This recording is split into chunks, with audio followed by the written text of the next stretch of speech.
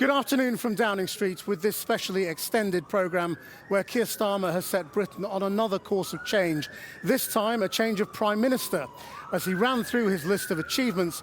Just shy of 2 years since winning that landslide, he set out the timetable for the country's next Labour leader and Prime Minister, starting with nominations on July the 9th.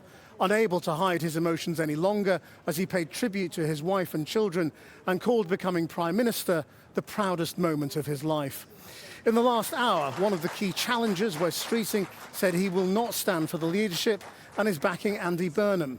He is heading to London to be sworn in as an MP and has confirmed he is putting himself forward for leader. This lunchtime, what does Andy Burnham stand for? What will his cabinet look like?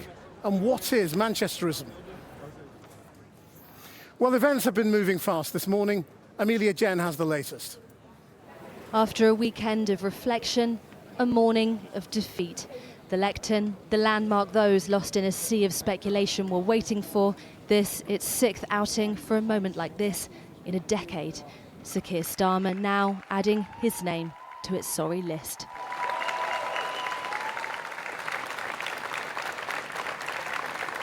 I know the question being asked now is not who was best placed to change the Labour Party, to take us into power and to begin the vital work of improving lives for millions of people. Those questions have been answered. The question my party is asking now is whether I am best placed to lead us into the next general election. I have heard the answer of my parliamentary party to that question, and I accept that answer with good grace. Every decision I've taken has been about putting the country I love first. That is why I will resign as leader of the Labour Party. I have spoken to His Majesty the King this morning to inform him of my decision. Flanked by his team, cabinet supporters and wife, he listed his achievements in government. The hard work of change was with a singular purpose, not power for power's sake, but to change Britain for the better. Before delivering himself the blow he as recently as Friday said he'd fight off. His last words were for those who stood by him until the very end. I want to thank the brilliant Number 10 staff and our country's extraordinary civil service, who dedicate their lives to public service.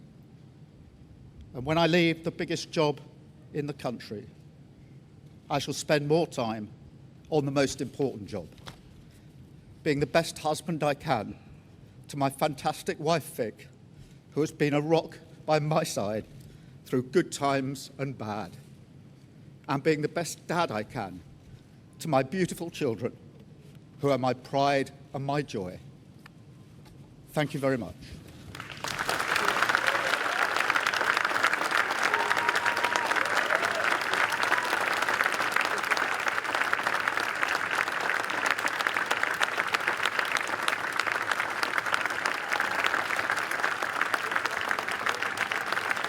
The Prime Minister announced, as some in his cabinet had asked him to, a timetable for his departure. He said he'd asked the party to trigger a leadership contest to open nominations officially on July the 9th, ending before Parliament closes for summer, with a new Prime Minister in place by September. With Andy Burnham confirming soon after that he would put himself forward, and his only serious contender, Wes Streeting, announcing he would support him by not running, the former Manchester mayor is almost certain to take the crown. This, the bloodless coup he'd hoped for. Do you think he'll get a nasty surprise when he opens the bonnet? He should know that there's some major problems that he's got to deal with, and that his hands are going to be tied on many fronts. But yes, he's still going to get a few sort of difficult messages, I'm sure, from the civil service about what that really looks like in practice. Incoming from Manchester Piccadilly, we spotted Andy Burnham as he boarded the train to London, where he'll be sworn in as Makerfield's new MP. This as Sir Keir Starmer finally accepts the lack of support on the doorstep, in the Commons and around the cabinet table. Well, our political editor, Gary Gibbon, is in the central lobby at Westminster. Gary, As Amelia was saying, the pressure's been building on Keir Starmer. We saw it very notably increase last autumn. In February, you had the leader of Scottish Labour effectively campaigning against Keir Starmer. And now we've had a by-election, the most surreal of all time, in which the candidate is effectively campaigning against the leader of his party. And now Andy Burnham has won that by-election so convincingly. All those other life rafts that Keir Starmer was trying to cling on to have disappeared. He was barely on speaking terms with some of his cabinet members by the end, ones who'd gone in and told him time was up. The walls have been closing in on him. And now we face what looks like a pretty certain handover to Andy Burnham. Wes Streeting is not going to be challenging and seems from the language in his press release to be thinking there might be a job offer knocking around for him. Very interesting, he gave a speech just last week about progressive capitalism, where Labour values wealth creation as much as wealth distribution. It does sound rather as though he's either bidding strongly or has a private assurance from Andy Burnham that he might be Labour's next Chancellor. He's making those sorts of noises, and that begs all sorts of questions about what kind of Prime Minister Andy Burnham really will be. 2/3 of the MPs, Labour MPs who are in this Parliament, were elected after Andy Burnham left Westminster. A few of them know him, a lot of them don't. They don't quite know what they're in for. A lot of people who've known Andy Burnham for years aren't quite sure what the country is in for. But it does look as though there will be a handover of power. Weirdly, the timings that Keir Starmer has announced, just as Parliament rises for its summer recess. It's like sort of handing over something in the dark, really. Whether that stays the timetable, we don't know, but our destiny seems to be an Andy Burnham premiership. Gary Gibbon in Central Lobby. Well, Andy Burnham said goodbye to his former colleagues in Manchester this morning before taking the train to London. Our economics correspondent, Helia Ebrahimi, is with me here. But first, let's get some reaction from Manchester and our North of England correspondent, Claire Fallon. Claire. It was while Keir Starmer was on Downing Street making that speech that Andy Burnham, the man who many in the Labour Party believe is the right person to lead them into the next general election. He was right here in the centre of Manchester, inside the offices of the Greater Manchester Combined Authority, which as Mayor he's been in charge of over the last 9 years. And he was here to say thank you to his team. I'm told it was emotional. They gave him a present, a chair that has a famous Tony Wilson quote on it. "This is Manchester, we do things differently here." That quote tells you quite a lot, actually. And from here, he made his way to Manchester Piccadilly, where he was bombarded with questions as he walked through the station to go and get on his train to London. The answer to many of those questions came in a statement once he was on his way, that he will be taking part in any leadership contest, that he does want in.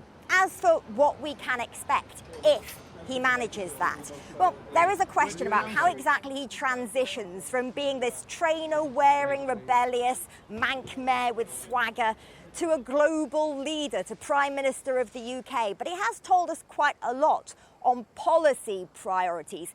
Manchesterism.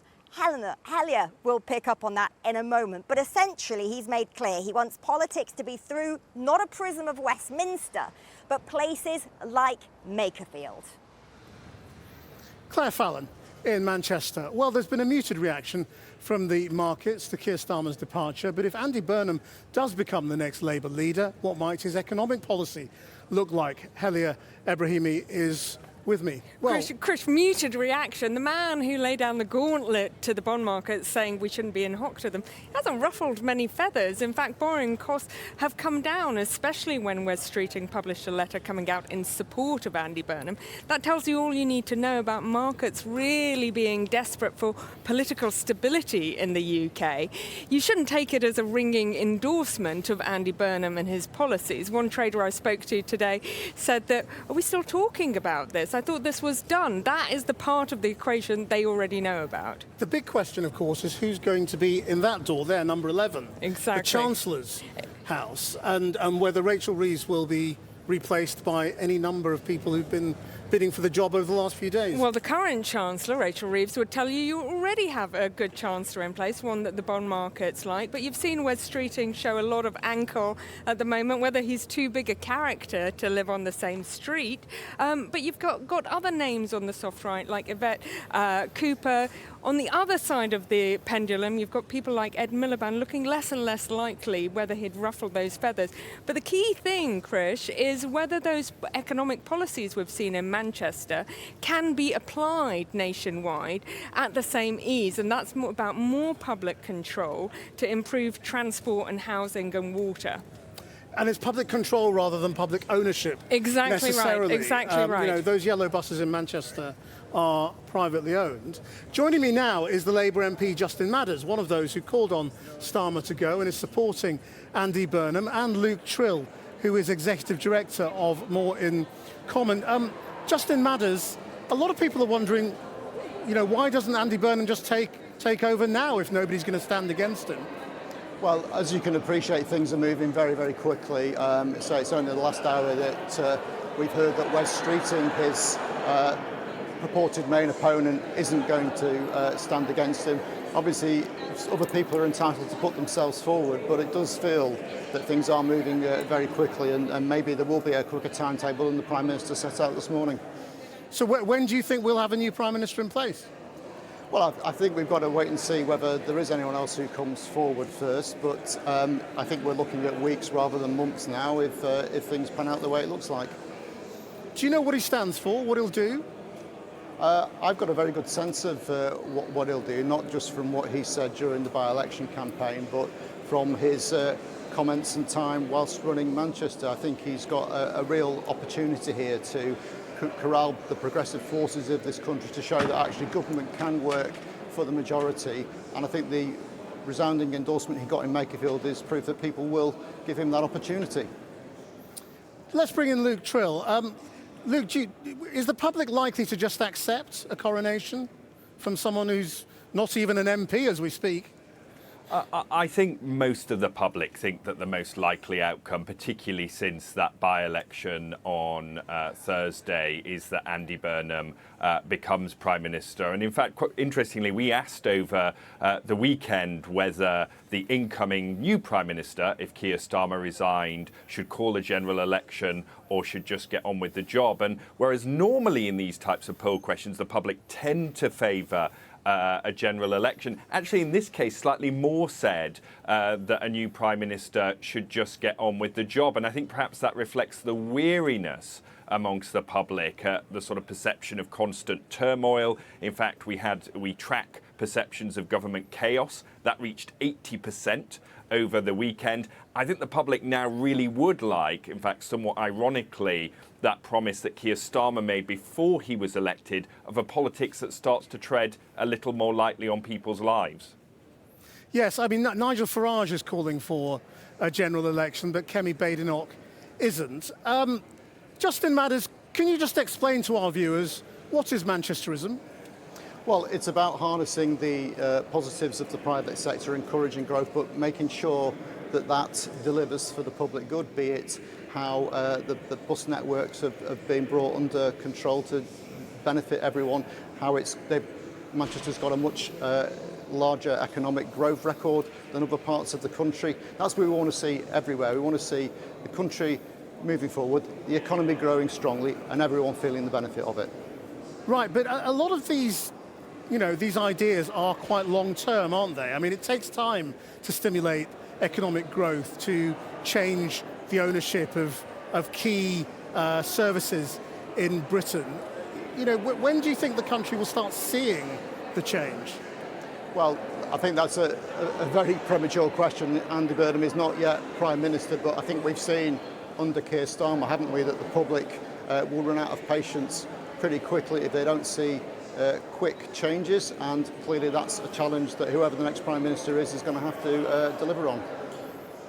Luke Trill, how long has he got before he's got to show something?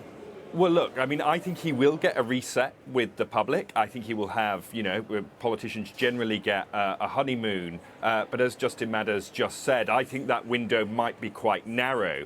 And the mistake, one of the fundamental mistakes Keir Starmer made was that Rose Garden speech, where it looked like it was going to be a lot more of the same, a longer slog before we got to the good stuff. I think whilst Andy Burnham will be thinking about the long-term changes that he wants to bring about, I think he's going to need a few things up his sleeve which set the agenda very quickly and show that that change that the public so desperately want is happening, and it's happening at pace. And what about the balance between optimism and offering something hopeful and actually squaring and levelling with the public about how bad things are and what a big job it is?